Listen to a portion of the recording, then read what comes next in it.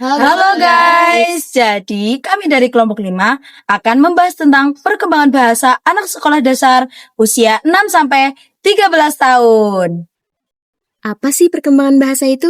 Perkembangan bahasa adalah meningkatnya kemampuan penguasaan alat berkomunikasi, baik secara lisan, tertulis, maupun tanda-tanda dan juga isyarat. Aspek-aspek perkembangan bahasa terbagi menjadi 5. Yang pertama, fonologi. Aspek ini berkaitan dengan sistem bunyi dalam suatu bahasa dan aturan bagaimana bunyi tersebut digabungkan. Contohnya pada anak SD yaitu membedakan bunyi huruf B dan P atau T dan D. Yang kedua ada morfologi. Morfologi adalah unit terkecil dari makna dalam pembentukan kata atau yang berkaitan dengan imbuhan dan perubahan kata.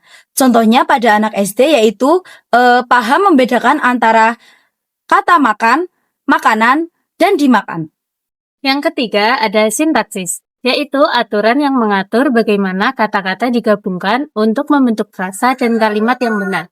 Contohnya, saya pergi ke sekolah karena ingin bertemu dengan teman-teman. Kalimat majemuk, sebab, ke akibat. Yang keempat, semantik. Semantik adalah aspek yang mempelajari makna dari kata-kata dan kalimat. Contohnya, anak paham bahwa kata bunga bisa berarti tanaman atau bunga bank. Dan yang terakhir, pragmatik. Pragmatik adalah aturan penggunaan bahasa dalam konteks sosial agar komunikasi berjalan efektif dan santun. Contohnya pada anak SD, menggunakan kata tolong saat meminta bantuan kepada guru atau menggunakan bahasa yang lebih formal saat presentasi di depan kelas. Tahapan perkembangan bahasa menurut Sandrock, yang pertama, 6-8 tahun, kosakata dan aturan kalimat meningkat pesat. Yang kedua, 9-11 tahun melibatkan pemahaman sinonim dan strategi komunikasi. Dan yang terakhir, dari umur 11 sampai 14 tahun mencakup pemahaman kata abstrak, kalimat kompleks, dan kiasan.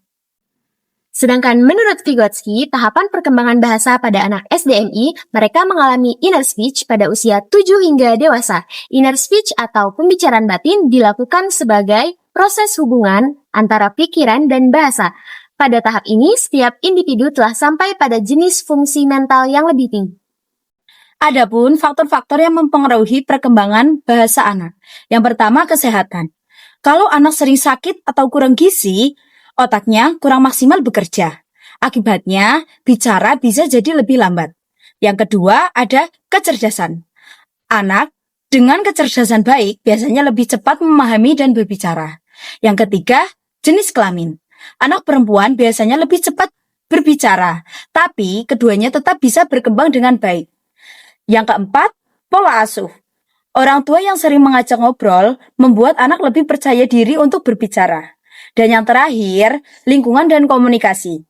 Semakin sering anak berinteraksi, semakin banyak kosakata yang dipelajari. Itulah penjelasan tentang perkembangan bahasa anak. Sekian dari kelompok 5. Bye-bye! Kenapa langit turun hujan? Kenapa? Kalau kami yang turun habis, Glenn. Cabutlah.